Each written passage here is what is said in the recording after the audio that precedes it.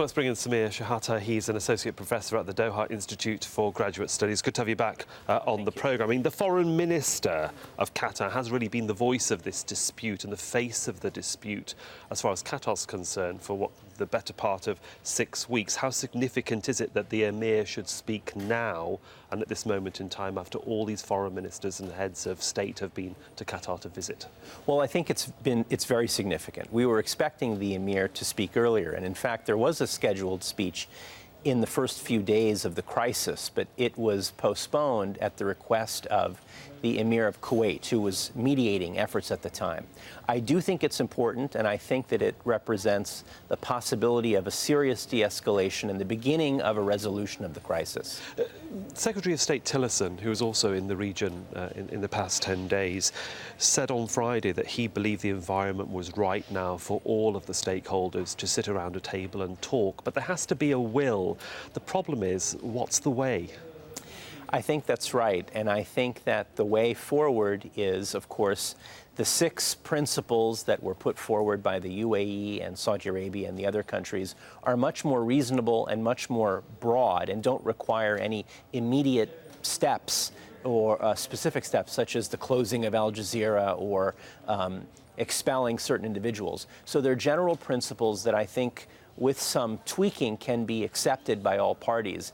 And then, of course, the anti-terrorism measure that was signed by Secretary Tillerson and the Qataris also provides a way forward, something that the Saudis and the Emiratis can hold on to and say, look, we've accomplished something. I mean, that leads me to the 2 issues that you've just mentioned about this climb down from 13 points that the Saudi-led bloc wanted to 6 points, and also this memorandum of understanding that was already in the pipeline with the US but was signed during this crisis.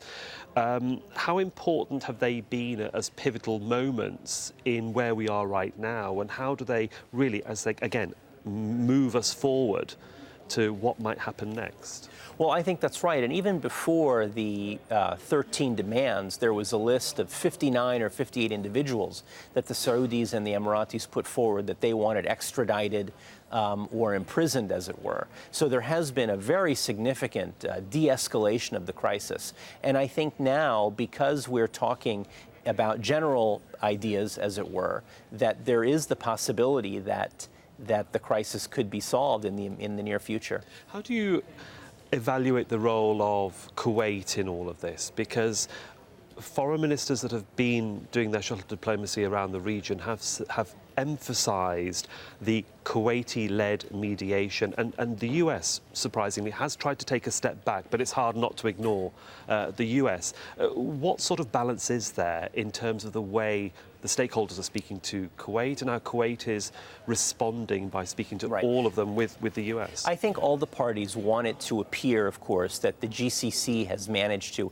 handle this crisis internally, that it hasn't been up to the Americans or as a result of the Turks, as it were, or the French, that the crisis has been resolved. So the Kuwaiti initiative and the Kuwaitis appearing up front, I think, is important for the image of some kind of GCC unity, as it were. And I think it's also important for the Saudis and the Emiratis, because here you have a GCC country like Oman that hasn't taken their position fully, that hasn't denounced Qatar or blockaded Qatar or withdrawn diplomatic efforts, a country that they trust, but that nevertheless has taken a different position towards this crisis. Yeah, we shall certainly see how this develops. It is going to develop in some shape or form, and we'll have you back, I'm sure, on the programme. Thanks, Thank you. Emir. Thank you.